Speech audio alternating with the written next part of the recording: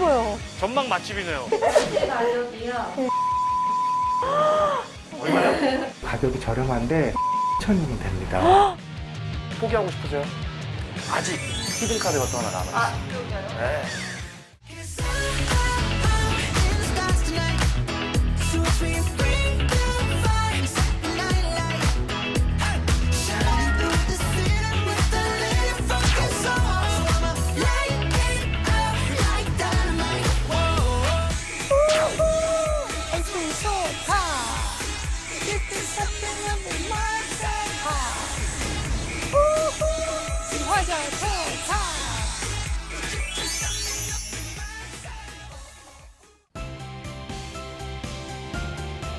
임대차 보호법이 실행된 지 한 달째 접어들었습니다. 이런 기사들 많이 보셨죠? 전세가 미쳤다.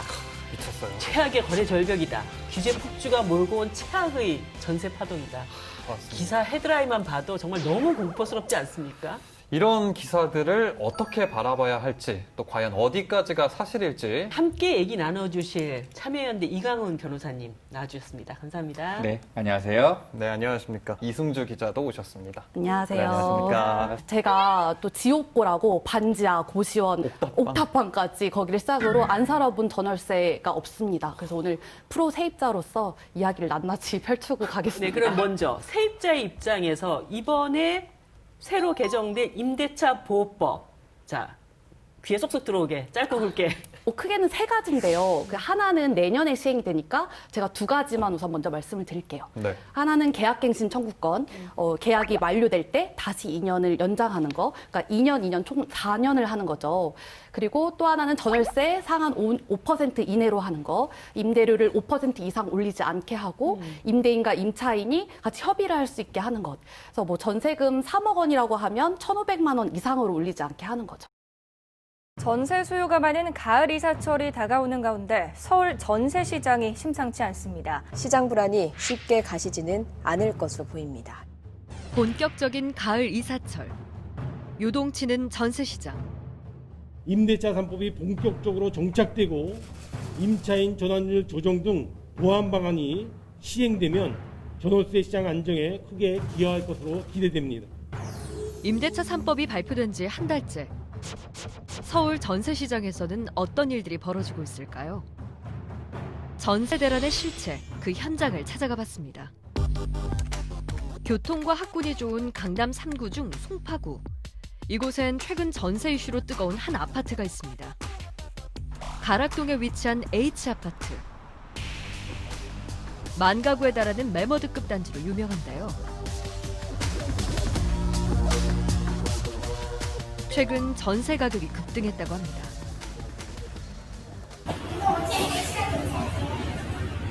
지금 가격이 그 정도인 거죠. 실업이 꼭 아니면 뭐 사시면 사실 아니면은 그게 사람을 사실. 전세가가 이렇게 오르는 이유는 전세 매물이 귀해졌기 때문이라는데요. 있기는 해요. 근데 한두 개 있으려나? 지금 전세가 물건이 없어요. 돈하는 게 없어요. 시세가 올라가다가 물건이 많이 나오면 막 확보를 걸 수 있는데 지금 그런 상황이에요. 마녀 세대 중에서 전세 매물은 30에서 40여 개. 각종 언론에서는 이곳의 전세 품귀 현상을 보도하며 임대차 3법의 후폭풍을 지적했는데요.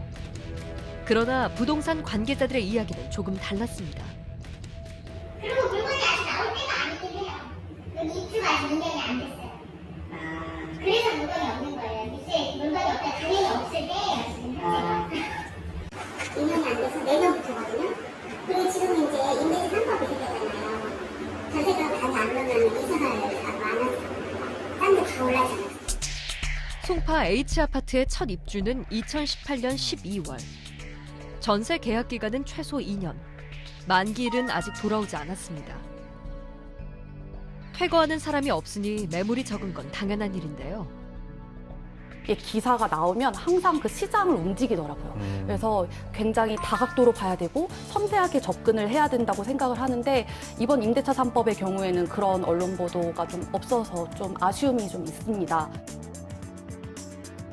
그렇다면 임대차 3법 발표 후 전세 시장엔 어떤 움직임이 일고 있을까요? 선생님이 지금 진짜 한 개도 없어요. 다른 데는 아파트는 30평대로 나오려면 1월, 2월 정도밖에 없어요. 전년도와 비교해 전세 매물이 현저히 줄어들었다는데요. 원래도 잘 없었는데 지금은 더 없어졌어요. 임대차 3법 개정되고 난 후에 더 없어졌어요. 왜냐면 다 재계약하니까. 2019년 8월에 비해서 주택임대차 거래 건수 신고된 것만 따져보면 상당히 많이 줄은 건 사실입니다. 이제 약 39% 정도가 줄었어요.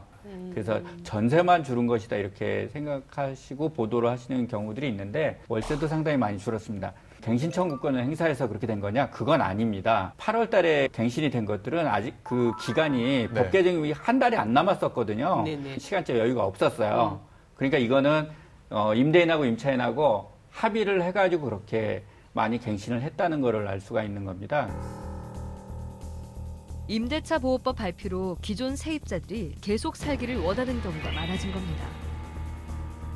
정부 정책이 맨날 쏟아져요.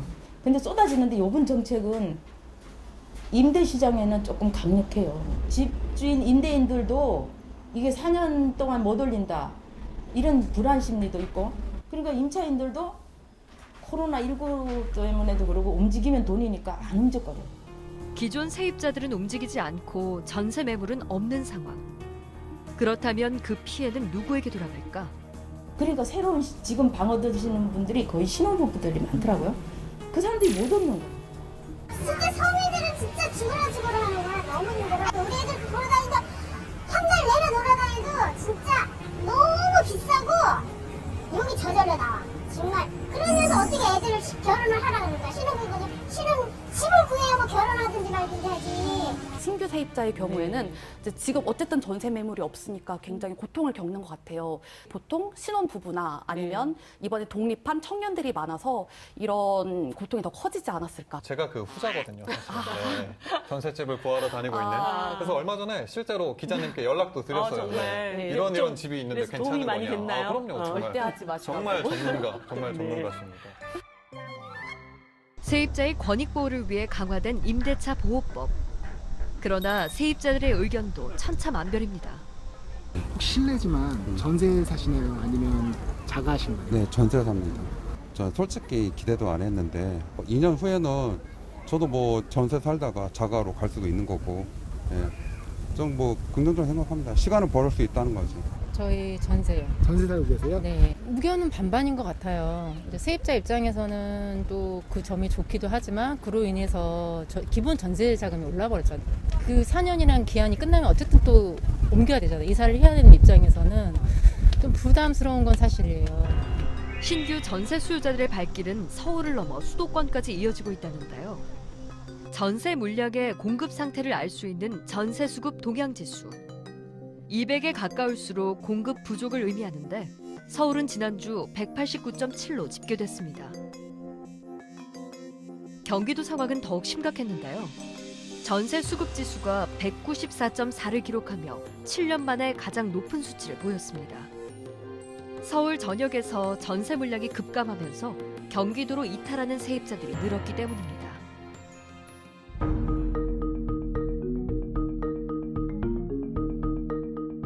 일산 신축 아파트에 등장한 10억짜리 전세 매물. 3달 새 무려 2억 5천이 급등했다는데요. 서울 전세가의 풍선 효과로 경기도 전세가 역시 오름세입니다. 9억에서 9억 원천 뭐 10억도 있기는 한데 9억에서 뭐 10억 이렇게 보시면 될 거예요. 서울 경기 할 것 없는 전세가 고공행진. 서울이랑 가격 차이가 그렇게 많지 않아요. 많아요. 네. 가성이 뭐 분할이나 이런 것 때문에 들어오는 수요들이 많아서 가격이 중요해요. 원래 원래 계속 이랬나요? 그랬다가 일단지 다른 단지 입주할 때 좀 떨어졌다가 다시 이제 회복한 거예요. 뭐 이 정책 발표랑 이런 거 전혀 상관. 그래서 전세 시장에 대한 시민들의 불안은 좀처럼 누그러들지 않고 있는데 경기도 시흥의 한 아파트. 전세 만기를 6개월 앞둔 박혜란 씨. 요즘 하루하루가 불안합니다. 2억 6천? 2억 6천이요. 지금 많이 올랐나요? 많이 올랐어요. 지금 제가 검색은 해봤는데 한 3억 2천 막 이렇게 되더라고요. 근데 물건은 하나도 없어요. 두 아이를 위해 넓고 쾌적한 집을 찾아 선택한 경기도. 그러나 제가 듣기로는 이제 저희 집주인이 이제 전매 기간은 끝났기 때문에 파실 거라서 이사를 가야 된다고 마음을 먹고는 있어요.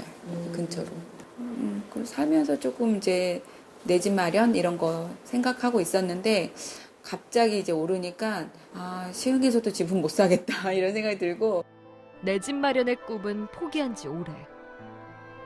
서울 그 물레동 쪽에서 전세 살다가 거기서 너무 올라서 이제 부천왔다가 부천에서 여기까지 온 거거든요. 그러니까 이제 다시 이렇게 들어갈 수 있을까? 못 들어갈 것 같아 이런 생각이 들어요. 집 걱정 없이 살 수 있는 전세. 세입자들의 바람은 언제쯤 이뤄질 수 있을까요?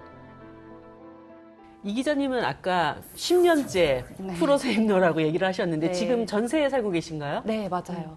제가 4개월 후면은 이제 2년 계약이 만료되거든요. 네. 그래서 다음 달쯤에 어디 집을 알아봐야 되나 이런 고민을 하고 있었는데 어쨌든 2년이 좀 연장이 되니까 좀 시장을 보면서 천천히 집을 구해도 되겠다 이런 안심이 들고요. 제가 이제 프로 세입러로 올해 살다 보니까 제일 힘든 게 이사더라고요. 한 번 이사 가는데 100만 원, 200만 원은 그냥 그렇죠. 깨지거든요. 비용이 꽤 들죠, 진짜. 네, 이사 스트레스가 많이 줄어드는 것 같습니다. 그런데 변호사님, 이번 네. 임대차법으로 인해서 이 전세가 월세로 급격하게 전환되는 것 아니냐 이런 우려가 또 나오고 있습니다. 네, 지금 전세 보증금이 수백조거든요. 임차인들이 그만 갖고 있었던 게 아니고 다 그 대출이고요. 그 많은 돈을 이 시에 다 돌려주거나 할 만큼 임대인들도 경제적인 여유는 없습니다. 그렇기 때문에 이 좀 현실하고는 좀 다른 것 같고요. 2017년부터 18년까지 갭 투자가 좀 증가하고 있었는데 보니까 서울은 매매 전체 51%, 강남이나 용산은 70%. 그러니까 많은 상당 부분이 갭 투자자가 집주인인 매물이라는 것이고 이들은 자금이 부족하니까 전세를 월세로 전환할 여력이 없잖아요. 그렇죠. 그래서 사실상 그분들이 월세로 전환할 수는 없을 것 같아요. 우리나라 세입자의 평균 계속 거주 기간이 3.4년에 불과하다고 합니다. 하지만 자가 가구의 거주 기간은 평균 10.2년이라고 하는데요. 우리나라 세입자가 자주 옮겨 다닌다는 건데 해외는 좀 어떻습니까? 제가 확인한 바로는 그 유럽에서 특히 독일 같은 경우에는 계약이 기간이 없어요. 기간이 없는 임대차인데 이 경우에는 세입자들도 평균 거주 기간이 12.8년 정도 된다고 그래요. 독일 세입자들은 평생 들어가서 평생 그 집을 자기 집으로 삼고 그렇게 살아도 된다라고 평가를 받고 있습니다. 근데 제가 어른들께 듣기로는 이 전세가 예전에는 2년 계약이 아니라 1년 계약이었다고 네. 했는데 그게 맞나요? 네, 그리고 더 전에는 6개월마다도 6개월이요? 이사를 갔더라고요. 저도 너무 깜짝 놀랐는데요. 그래서 제 산 증인, 제 지인의 사례를 네. 한번 가져와봤습니다. 이게 뭐 그 초본을 직접 네. 받으셨구나. 네. 와, 근데 진짜 너무 눈물이 너무 나는 거예요. 이게 80년부터 89년까지 계속 16번을 이사를 하셨더라고요. 짐 싸고 풀고 짐 싸고 풀고 네. 그러고 사는 부산에서 거네. 대구, 서울까지 올라올 정도로 엄청 이사도 많이 하셨고 아이고야. 6개월이면 다행인데 3개월 만에 이사한 사연도 있어요. 그래서 이걸 보면서 와, 이분 진짜 고생 많이 하셨겠다 이런 생각이 들었는데 이 이삿짐을 박스로 싸잖아요. 근데 네. 이걸 다시 풀면 어차피 다시 넣어야 되니까. 그냥 거기다가 그게 놓고 대충 생활을 하는 거예요. 자주 안 쓰는 걸 박스 안에다 놓고. 네, 넣어놓고 그러다 다시 이사 가고 네, 저도 이랬다고 어릴 때 하더라고요. 그랬던 기억이 납니다. 네, 여기 산 증인이 계셨네. 네, 네. 산 증인 또 1년에 가까이에. 한 번씩 이사 다니고 그 89년도죠. 1년에 한 번씩 갱신 계약이 2년으로 늘어나면서 시장에 어떻게 이런 일이 하는 엄청난 충격파도 있었던 걸로 기억나는데요. 6개월, 1년, 2년, 그리고 지금 4년까지 되면서 이제 전셋값 오르는 거 아니냐 이런 우려도 있는데 약간의 성장통이라고 생각을 좀 하고요. 어쨌든 길게 보면은 전세 세입자들의 안정화 방향으로 가는 건데 지금의 세입자가 가장 분노하고 가장 불안해하는 것 같아요. 그래서 왜 이럴까 제가 생각을 한번 해보니까 상대적 박탈감 아닐까. 3년 전에 결혼한 내 친구는 집을 막차를 타면서 집을 샀고 그 집은 수억 원이 오르면서 시세 차익을 얻었어. 그리고 또 다른 내 친구는 전세 시장에 머물러 있으면서 그게 지금 안정화 방향으로 갔어. 근데 나는 결혼을 해야 하는데 전세도 못 잡고 이제 월세마저 살아야 되는 이 서름. 이게 타이밍의 문제인데 타이밍을 잠깐 놓쳤더니 수억 원이 차이 나는 이 양극화 현상을 보면서 또 상대적 박탈감이 커졌기 때문에 이 임대차 시장에도 더 크게 분노하는 거 아닌가. 네, 이런 생각이 듭니다. 진짜 찾아야 되는데 이거 어디 있는 거야? 제가 뭘 이렇게 열심히 찾고 있냐고요. 바로 집입니다, 집. 가을 이사철 맞아서 이제 집 알아보는 분들 굉장히 많으실 거예요. 특히 전셋집, 월셋집, 괜찮은 매물 하나 찾으려면 열심히 또 발품을 팔아야 되지 않겠습니까? 자, 그래서 오늘 저희 민생연구소에서는 시청자 여러분들을 대신해서 요즘 트렌드에 맞게 비대면 언택트 전월세집 탐방을 준비해봤습니다. 이름하여 구해주세요 홈즈. 자, 오늘 저와 함께 꿈과 모험의 세계로 출발할 의뢰인 한 분을 어렵게 모셨습니다. 이쪽으로 모시겠습니다. 안녕하세요. 안녕하세요. 좀 마스크를 끼고 자기소개 좀 부탁드릴게요. 여기 보시고. 네, 안녕하세요. 10년째 원룸에서 거주하고 있는 주빗입니다. 반갑습니다. 반갑습니다. 남일 같지가 않네요. 네. 짠하네. 사연이 굉장히 많으실 것 같아요. 네. 자세한 얘기는 저희가 또 사전에 섭외한 카페에서 잠깐 이야기 좀 나누시죠. 카페. 네, 시원하게 커피 한잔 하시면서 네. 이쪽으로.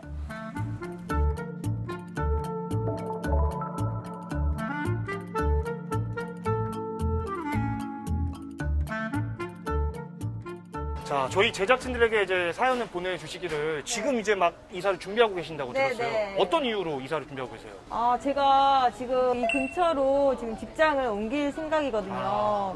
그래서 지금 마포도 근처로 이제 이사를 할 생각으로 지금. 그러니까 직장 근처로? 네. 혹시 또 이제 집 고르실 때 좀 고려하시는 조건들이 또 여러 개가 있나요? 네, 제가 지금 월세에 살고 있거든요. 예. 그래서 전세로 지금 원하고, 예. 그리고 지금 원룸이다 보니까 조금 좀 넓고 좀 쾌적한 집. 투룸이나 좀 넓은 빌라? 네, 알겠습니다.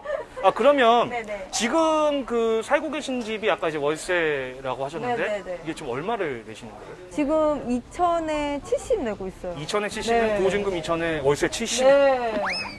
상당하신데요? 네, 너무 많이 나가요. 좋습니다. 네. 지금 생각하시는 예산은 그럼 얼마? 부모님이 한 1억 지금 도와주시고 대출을 6천을 받았어요. 대출 그래서 6천. 1억 6천까지 지금. 야, 이거 진짜 쉽지 않을 것 같은데?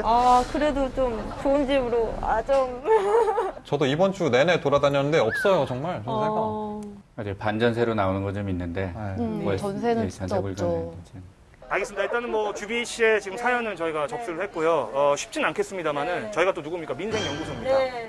발품을 열심히 또 팔아서 네. 또 원하는 매물을 찾을 네, 수 네, 있도록 네. 저희가 적극적으로 도울게요. 네.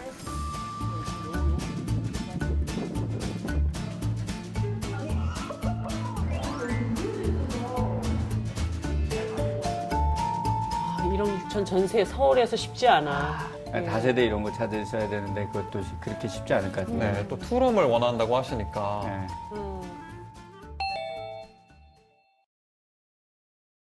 진짜? 그니까요.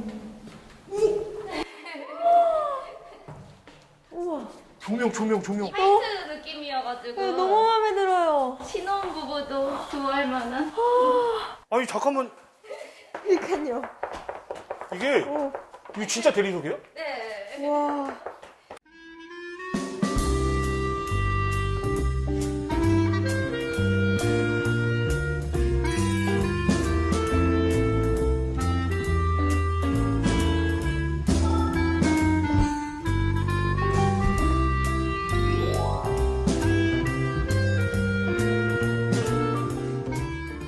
좀 불안한데요. 좋다. 가격 비쌀 것 같다.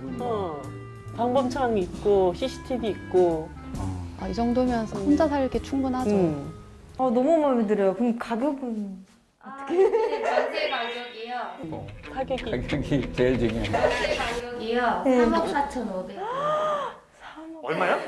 3억 4,500. 아까 저기 1억 6천. 그럼 정확히 2배 하고도 네, 2,500이 더. 넘죠. 아이고야. 빨리 나오세요. 서울에서 전세 1억 6천 못 얻어요. 네. 너무 비싸다. 참 뭐랄까 집 없는 서러움을 하늘도 아시는지 때마침 딱 비가 내리는데 아니, 전셋값이 올랐다고 들었지만 이렇게까지 올랐을 줄 몰랐어요. 다 좋은데 지금 결국에는 네. 이게 문제잖아요. 네. 1억 6천으로는 구할 수 없는 거예요? 원룸도 안 돼요. 원룸 가격도 와. 얻을 수 없는 가격이라 제가 정말 찾다. 자, 그러면 일단 지금 마포구에서는 좀 찾기 힘들 것 같아요. 네. 그러면 좀 어떻게 조금 이렇게 외곽으로 나가도 괜찮아요? 네, 저 어차피 차 있으니까 20분 정도 걸리는 거리면 괜찮을 것 같아요. 알겠습니다. 이런 긍정 마인드 좋아요. 네. 조금만 더 힘을 내봅시다. 네, 그럼 출발하시죠. 네. 감사합니다.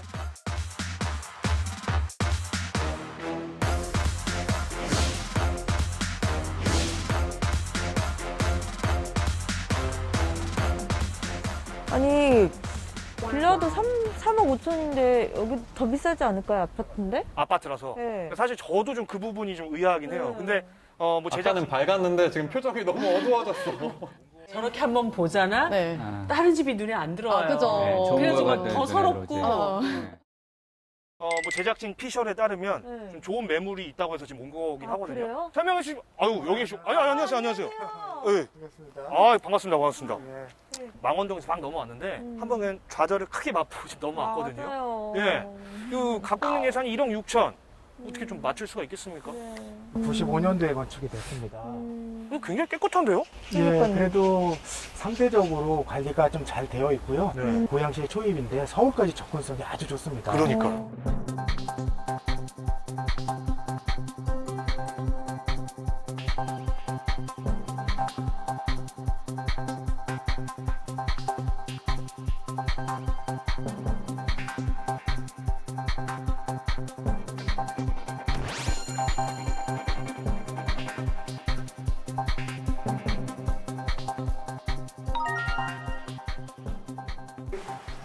아, 예.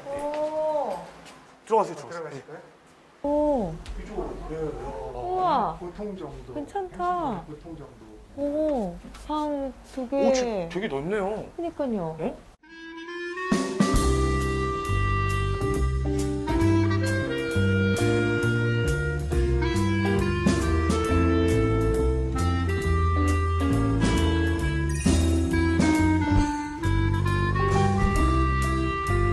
복도에서 보는 지금 전망인데 보통은 막 앞에 바로 앞에 막 아파트들만 있고 이래가지고 좀 답답하잖아요. 예. 여기 어떠세요? 확 튀어요, 진짜. 그러니까. 뷰가 끝내주는 것 같아요, 여기. 마트도 바로 앞에 있고. 접근 인프라나 이런 것들이 너무 좋네. 예. 그냥 마음이 열려. 둘러봤잖아요. 어떠세요? 네. 괜찮아요. 근데 가격이 어떻게. 그렇죠, 그렇죠. 그럼 중개사 선생님 다시 한번 소환하겠습니다. 네네네. 선생님, 예. 거실이었습니다. 집이 방도 2개고, 거실도 딱 제가 혼자 살기에 딱 괜찮은 것 같은데, 가격이 어떻게 해야 될지. 여기 아파트는 이제 네. 좀 오래됐긴 했지만 2년 전에 리모델링을 했어요. 그래서 네. 이렇게 깔끔하구나. 그리고 이제 행신동이 이제 전체적으로 가격이 저렴한데 서울에 비해서 한참 저렴하거든요. 아까 물어보신 가격이 네. 여기 1억 8천이면 됩니다. 1억 8천이에요? 예, 1억 8천. 웬일이야. 그래도 2천만 더 땡기자. 네. 안 되겠다. 2천만 더 땡기자. 그러면은 지금 이게 지금 전세 매물이잖아요. 네, 그렇죠. 어떻게 이거 말고도 또 혹시 다른 게 있는지? 요즘에는 지금 전세가 많이 귀해졌거든요. 경기도도 마찬가지입니까? 예, 서울도 그렇죠. 전체적인 현상인 것 같고 가격도 좀 올랐고 전세 매물이 많이 귀해졌습니다. 여기 말고 또 준비한 데들이 있어요. 네, 또 가볼까요? 다른 데 가볼까요? 그런가요? 네, 가볼까요? 네, 가시죠. 네, 그러면. 네.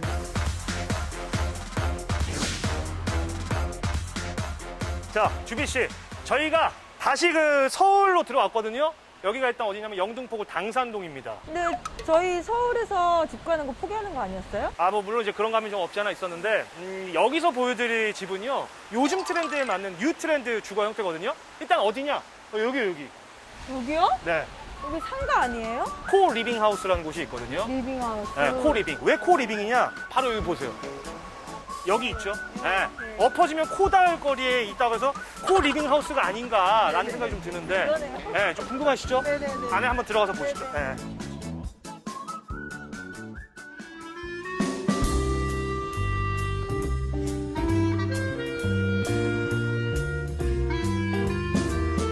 새로운 주거 형태네요, 요즘에. 주로 침실은 독립돼 있고 나머지는 다 같이 쓰는. 공유하는. 네. 쉐어하우스의 진화 형태 이렇게 보이는데요.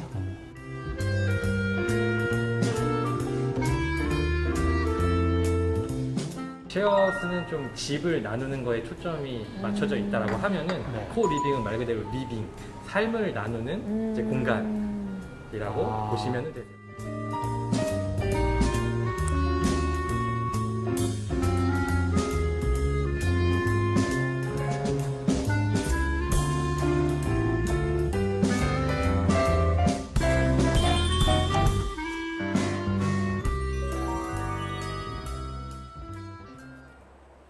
야, 이게 진짜. 진짜 너무 이뻐요. 전망 맛집이네요. 저기 막 북한산 뭐 다 보이네 진짜. 야, 너무 이쁘다, 진짜. 아, 집도 괜찮고, 사람들이랑 좀 친밀하게 지낼 수 있고 해서 괜찮긴 한데. 그렇죠. 가격은 어떻게 돼요? 제일 중요하죠. 네, 네. 가격이 제일 중요해요. 저희 네. 7개월에서 1년 계약하셨을 경우에는 네. 월 67만 원이라고 보시면 되시고요. 67만 원? 67만 원. 67만 원이요? 네네. 보증금은? 보증금은 이제 월세 2배수라고 보시면 되세요. 월... 그럼 134만 원. 네. 그쵸. 네. 서울 처음에 왔다가 경기도 갔다 다시 지금 서울 온 건데 이게 지금 돌아다녀 보면서 느끼는 게 모든 거를 이렇게 뭔가 만족시킬 수는 없다 뭐 이런 생각이 좀 들어요. 진짜 쉽지 않은 것 같아요. 진짜 전세를 원했는데 막막하네요. 아닙니다. 포기란 단어는 대추나 셀 때 쓰는 단어죠. 예, 아직 히든 카드가 또 하나 남아있어요. 아, 그런가요? 네.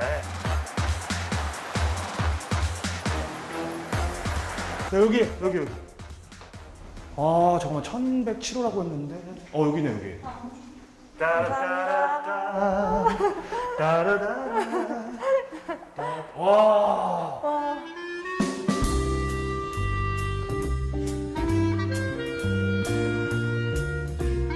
그래도 여기 이어져 있어서 발코니가. 그게 좋은 것 같아요.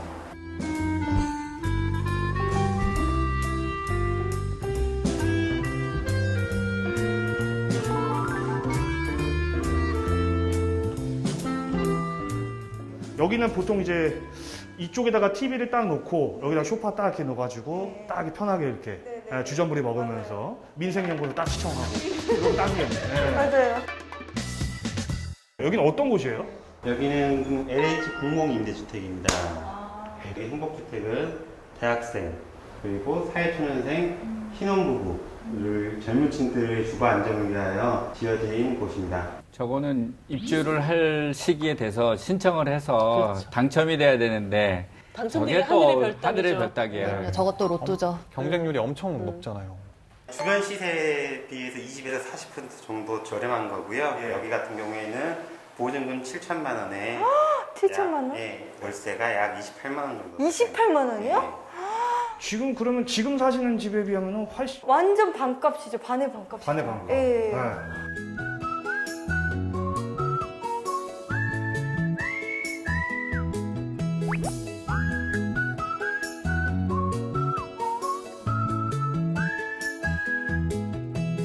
자, 주비 씨 오늘 저희가 네 군데 둘러봤잖아요. 네. 일단 어디가 제일 마음에 드셨어요? 고양시에 있는 그 1억 8천짜리 그 아파트가 제일 저한테 적합했던 것 같아요. 네. 네. 저는 LH 그 공공임대주택. 일단 월세가 좀 낮고요. 그다음에 물론 이제 좀 입주 조건이 좀 까다롭습니다. 일단 신혼부부가 돼야 된다는 좀 압박감이 있는데 일단 저는 현실적으로 거기가 좀 맞겠다는 생각이 들었고 저희가 오늘 둘러봤던 이 네 개의 매물이 글쎄요, 대한민국에 현존하는 모든 주거 형태를 뭐 대변할 수는 없습니다만 한 가지 공통점은 있더라고요. 쉽지 않다, 어렵다, 힘드셨죠? 너무 어려워요. 처음 알았어요, 진짜. 그리고 월세는 또 너무 높고. 네, 예. 맞아요.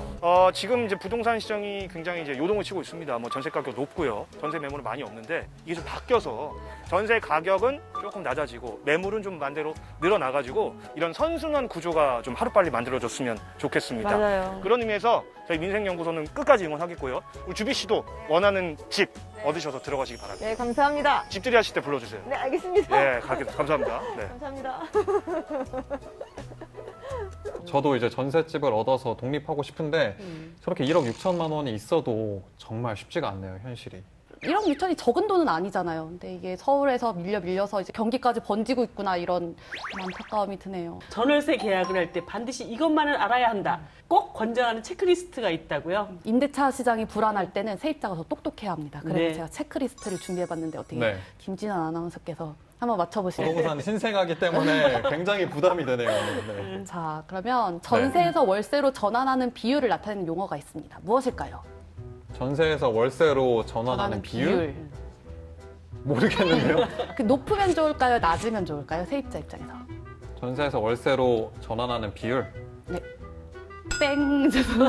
네. 이름은 비슷한데 깡통주택, 깡통전세 두 개 차이점은 뭘까요? 깡통주택, 깡통전세? 네. 뭐 깡통은 다 똑같은 거 아니에요?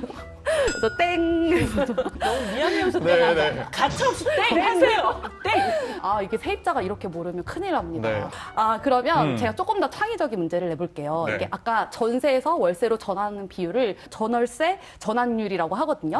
네네네. 근데 이거를 우선 계산하기 편하게 5%라고 우선 가정을 할게요. 네. 전세 1억 원짜리에 살고 계시는데 집주인이 요즘에 반전세 전환이 대세 아니야? 5천만 원으로 낮추고 월세를 내가 더 거두려고 한다. 네. 그럼 이 경우 월세를 어느 정도 내는 게 적합할까요? 5%니까 그러면 한 50만 원? 아, 네, 이거를 어떻게 구하는지를 알아야 될 것 같은데요. 우선 전세 보증금에서 월세 보증금을 뺀 이 금액, 네, 5천만 원이 되죠. 네. 이 5천만 원을 1년치 월세, 그러니까 1년치 월세를 5천만 원으로 나눈 게 5%가 돼야 돼요. 네. 그래서 저도 빨리 계산해 보니까 네. 월 20만 네. 원 정도가 나오더라고요. 20만 원이요? 네, 아. 요거를 알고 왜냐하면 전월세 전환율이 높다는 것은 네, 월세 네. 전환할 때 세입자의 부담이 커지는 거고 낮다는 건 그 반대니까 우리가 그것도 챙겨가야지 나중에 월세 전환됐을 때 그 당황하지 않겠죠. 네. 낮아야 좋다는 거 하나 네. 배워갑니다. 전월세 전환율은 낮아야 세입자에게 좋다. 네. 지금 이 상황에서 이제 가장 어려운 세대가 실수요자들, 김지연 아나운서 같은 실수요자들, 그리고 청년층과 또 신혼부부들 아니겠습니까? 이분들이 전세 시장이 좀 안정적으로 들어오려면 어떤 것들을 잘 봐야 할까요? 우선 이제 대부분 이제 전세 보증금이 요새 많이 뛰니까 보증금을 이제 대출을 받거든요. 대출을 받으니까 이자를 내야 될 거 아닙니까? 네. 그 이자가 자기 소득으로 또 감당이 돼야 되겠죠. 본인의 소득 수준에서 20% 이상 되면 본인한테 이미 무리가 가고 있는 거거든요. 그 이상 된다라고 싶을 때는 이걸 이제 줄일 수 있는 방법으로 계속 찾아봐야 되는 거죠. 신축을 찾을 때 또 신중해야 하는 부분이 좀 있다고 들었어요. 네. 하도 이제 깡통 전세가 얘기가 많이 나와가지고 다세대 주택이 많은 동네들 있잖아요. 그런 데를 좀 중심으로 해서 조사를 해봤는데 보증금하고 매매가가 같은 경우들이 꽤 나오더라고요. 최근에 이제 지어졌던 신축 분양들에서 그런 일들이 벌어지는 거예요. 신혼부부들이 이게 부동산 거래 첫 거래 들이신 경우들이 많잖아요. 네. 그래서 경험이 없으셔서 그런 물건들을 이렇게 들어가셨을 때는 못 빠져나오기 십상이시다. 그런 신축 분양들 시세들이 굉장히 높을 때는 보시고 매매가를 혹시 살펴보시고 그게 거의 근접했다 그러면은 그 물건을 좀 피하시는 것이 좋겠다. 그 꼭대기에 있는 물건을 가지고 이렇게 들어가셨을 때는 나중에 빠져나오기도 어렵다 하는 말씀을 드립니다. 이승주 기자께서도 네네. 좀 팁을 줄 만한 것들이 있을까요? 세입자들이 보통 전세는 좋은 거, 반전세는 손해보는 거 이런 생각이 있는 것 같아요. 근데 어쨌든 시절이 안 좋을 때는 너무 전세만 고집하지 마시고 반전세에 잠시 머무르는 것도 전 방법이라고 생각해요. 시장이 계속 움직이고 언젠간 또 괜찮은 매물이 또 나오거든요. 그러니까 그 때를 기다리면서 잠시는 반전세에 있는 게 사실은 장기적으로 봤을 때는 리스크를 줄이는 길이다. 적재적소한 타이밍에 들어가는 게 더 낫지 않을까 이런 생각이 듭니다.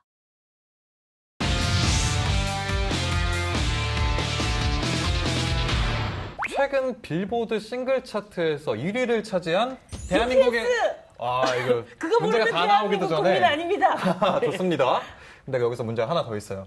BTS 멤버 진의 취미는 뭘까요? 하나, 둘, 셋. 요리하기. 요리하기? 네. 준비 많이 해오셨는데요. 네, BTS의 좋습니다. 모든 것을.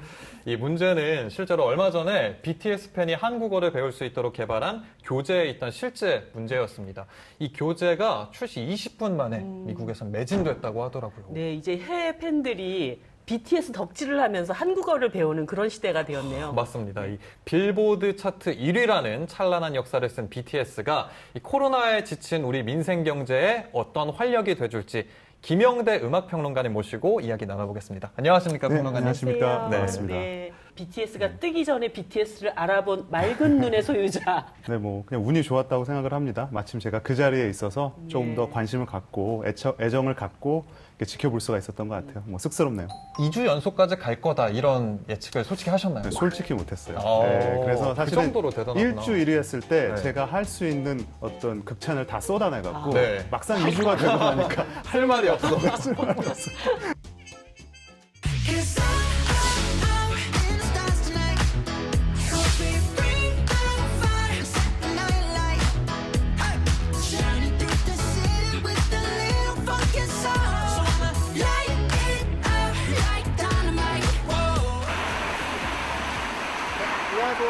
안녕하세요 여러분. 저는 브라질에서 온 나탈리아 하보라입니다.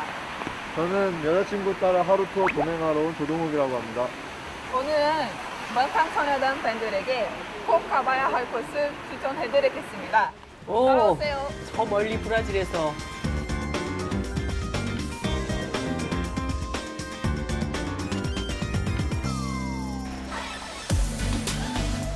안녕하세요.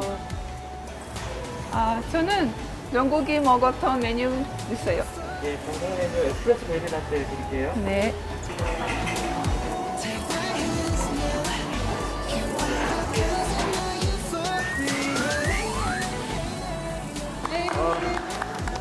맞습니다.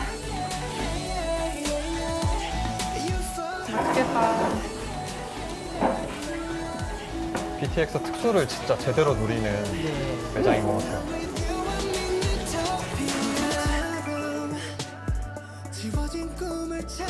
해시태그 BTS.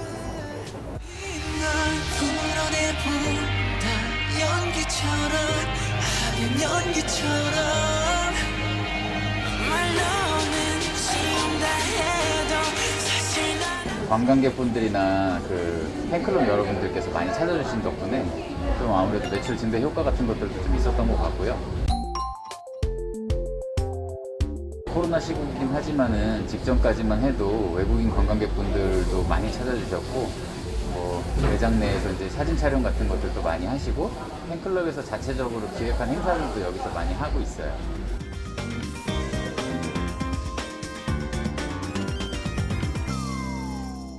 Where are you going?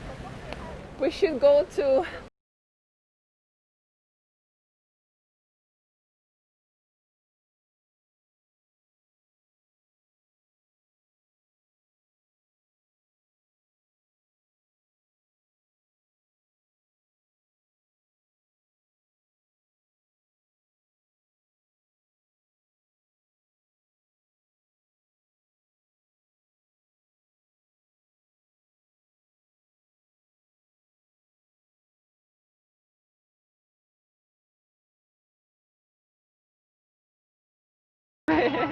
다 알아요. 맞아요. 저 캐릭터들을 BTS 멤버들이 다 직접 디자인했다고 네. 아, 진짜? 들었거든요. 네.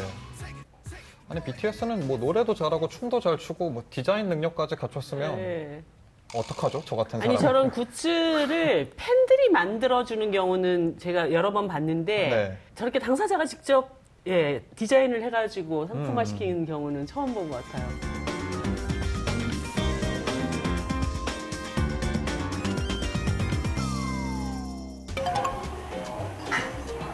여자친구가 밥 먹자고 해서 왔는데 여기도 이렇게 BTS가 많을 줄 몰랐네요. 너무 좋아요. 그럼 맛있는 떡볶이 먹자. 성김씨 바로 앞에서 밥 먹는 거예요? 네. 남자친구 말고 정답을.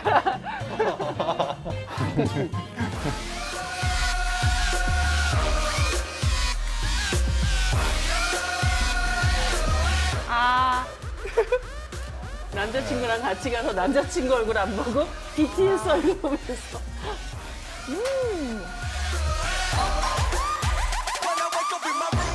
재미삼아 조금 제가 일하는 공간에 눈앞에 있는 공간이 붙이기 시작하다가 늘은 거죠. 실제로 찾아오신 아미분들 덕분에 매출도 많이 늘어서 사실은 사장님이 제일 신나죠. 저는 일만 늘거든요. 이거 업데이트 하느라고 바쁘고 저희 사장님만 신나요.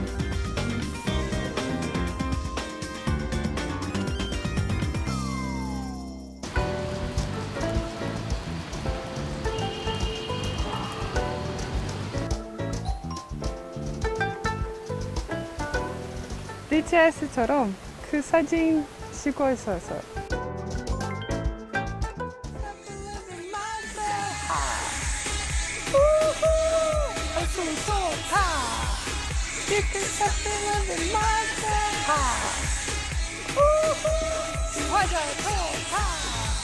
BTS가 지금 흘러나오는 곡이 아이돌인데요. 네. BTS가 K-pop 그룹 중에서는 아주 드물게 그런 한국적인 미학 같은 네. 것들, 의복들, 맞습니다. 한복 그런 사운드들 예. 이런 것들을 아주 적극적으로 끌어안는 그룹이라서 또 의미가 크다고 할 수 있겠죠.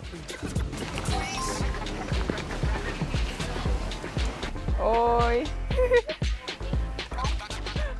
Today was super fun. We could eat the tteokbokki, where is a place full of Jungkook and Jimin's photos. It was very good. So I hope I can come here with you.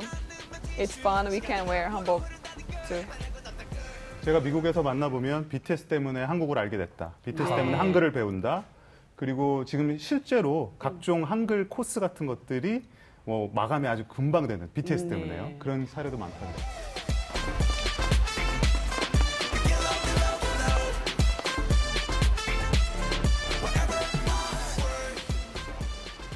우리가 비틀스를 딱 생각하면은 건널목 건너는 맞습니다. 사진 에비로드 그거 다, 스튜디오죠. 기억하고 계시잖아요. 그것처럼 이제 BTS가 촬영했던 곳, BTS 앨범에 나왔던 곳 이런 것들을 방문하게 된 그런 상황이 되었어요. 맞아요. 기념으로 사진도 남기고 보셨던 네. 것처럼. 사실 팝의 본고장인 미국이나 영국 같은 경우는 이런 게 굉장히 흔한 것이거든요. 어떤 장소, 씬이라고도 하죠. 네. 이런 것과 아티스트와 연결돼서 그것이 하나의 어떤 문화 상품, 여행 상품이 되는. 지금 현재 K-팝 내에서 이런 정도의 광범위한 뭐 소위 순례 코스를 만들어낼 수 있는 그룹은 뭐 BTS가 거의 유일하지 않을까 싶고요. 또 그만큼 아무래도 팬덤이 열성적이고 그리고 뭔가를 배우려고 하는 그런 의욕이 굉장히 넘치고 있고 뭐 기획사가 시킨다든지 어디서 돈을 받고 하는 게 아니잖아요. 이런 자발성이 어떤 BTS 팬덤, 아미의 어떤 가장 큰 동력이라고 생각을 하는데 10대를 넘어서서 뭐 30대, 40대, 50대. 근데 제 주변에도 맞아. 제 또래에도 엄청나게 많아요.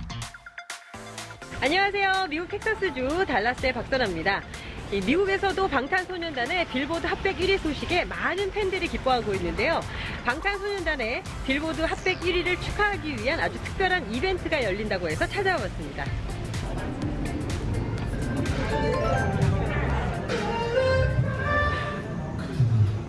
So why did you come here today? To celebrate Jungkook's birthday.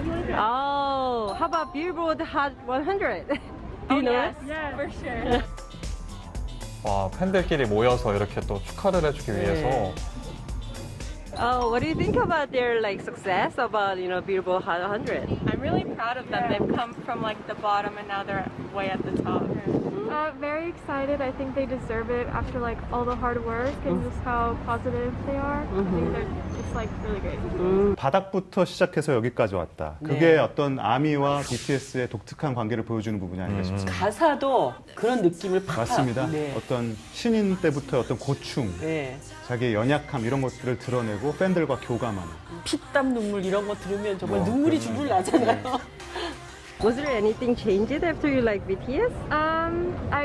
I wanted to learn more about different cultures, like Korean culture. 우와. 와, 진짜 다들 마스크를 쓰고 이렇게 또 줄이 한 50m 가까이 되겠는데요. Come on in. Thank you. Hi. What is this? It's a freebie for the event that we give out to celebrate Jungkook's birthday and family members' birthday. Oh, what is inside? It's photo prints, different poses and stuff. Oh, for free? Yes, for free. Thank you. What do you think of K-pop compared to American pop? K-pop, I guess, is more creative. Yeah, for sure. Way more colorful. Yeah, way more. it's more out of the box thinking. And it's way more them. It's more of a lot of their personality showing. Yeah. So it's like they want to show who they are through their music instead of their dances and their clothes and everything. I feel like that's really different from American music. It's a lot about surroundings. 우리는 미국 팝을 더 우월하다, 더 창의적이다라고 많이 하는데 오히려 미국에 있는 BTS의 팬들은 BTS의 음악, K-팝이 더 창의적이고 다양하다 이렇게 말하는 경우를 심심치 않게 볼 수 있거든요. 많은 BTS 팬들이 이 BTS를 단순히 아이돌로서가 아니라 아티스트로서 신뢰하고 존경하는 그게 너무 진짜 그런 점이 아주 좀 차별성이 있다고 볼 수 있습니다. Congratulations, number one. Congrats.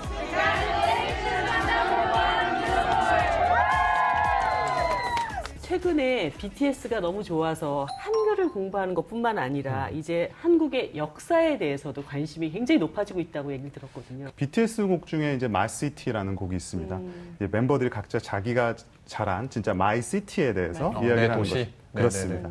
뭐 광주 출신 그 제이홉이라는 멤버가 가사 중에 뭐 모두 다 눌러라 062-518 이런 가사가 있습니다. 뭐 소름 돋아요. 네, 느낌은 오시겠죠? 062는 지역 번호고요, 네. 광주에. 그리고 518은 5.18 광주 민주화 운동을 말하는 건데요. 한 팬이 그것도 굉장히 자발적으로 그 팬들끼리 번역하는 계정이 있어요. 네. 이분들이 그 가사의 내용과 맥락과 역사적인 것들을 아주 긴 타래를 만들어서 올리고 그것들이 뭐 진짜 수십만 공유가 되면서 BTS의 이 노래 하나, 그 한 줄 때문에 전 세계 아미, 팬덤이 우리의 역사, 현대사에 대해서 알게 되는 그런 또 극적인 상황도 이루어지는 것이죠. 이 BTS의 곡 중에 또 세월호와 관련된 이야기도 있다고 들었거든요. 네, 봄날이라는 곡인데요. 사실은 본인들 스스로는 그 곡에 대해서 어떤 입장을 내놓지는 않고 있습니다. 하지만 눈치 빠른 팬들이 거기에 담겨 있는 여러 가지 코드들, 뭐 가령 뮤직비디오에 나온 노란 리본이라든지 이런 것들을 통해서 이것이 세월호와 연관된 것이 아니냐는 해석을 내놓고 있고요. 외신에서까지 보도가 되면서 많은 사람들이 관심을 갖게 된 계기도 되었습니다. 팔도강산 같은 곡에서는 사투리를 쓰기도 해요.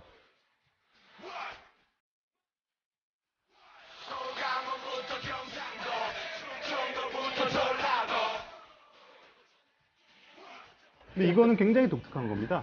세련미를 강조하기 위해서 이런 사투리라든지 방언 같은 것들은 최대한 좀 자제시키고 그런 분위기가 있었거든요. 근데 BTS는 그런 것들을 자연스럽게 내세우면서 어떻게 보면 이 음악을 하는 나이가 굉장히 자연스러운 한 명의 인간임을 팬들과 교감을 할 수 있고 또 그런 것을 통해서 이게 단순히 만들어진 어떤 아이돌이 아니라 정말 자연스럽고 어떤 유기적인 생각을 갖고 있는 한 명의 아티스트다라는 점을 이제 팬들에게 이렇게 큰 인상을 남기고 있는 거죠. 선생님 해석을 들으니까 더 그냥 너무 멋진 팀들이다 이런 생각이 확 몰려오네요. 네. 빌보드 1위 대기록 지금 2주 연속인데요. 우리가 그래미상 기대해봐도 될까요?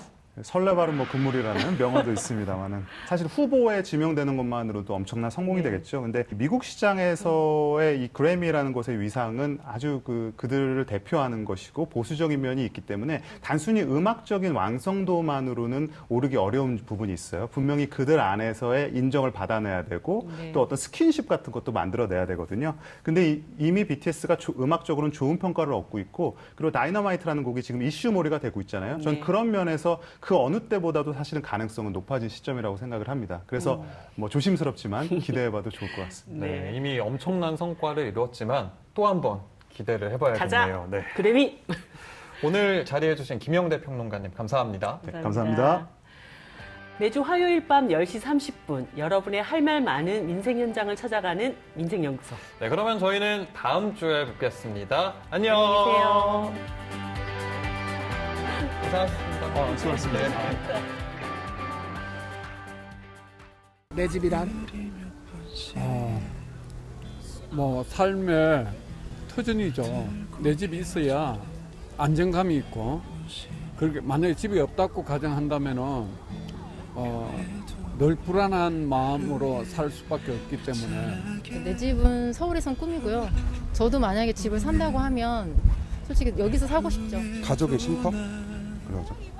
가족들이 살 수 있는 그 쉼터라고 생각합니다. 내 집이 있다는 것 자체가 이제는 부를 가지고 있는 정도의 척도의 기준이 된 것 같아요. 집이라는 게.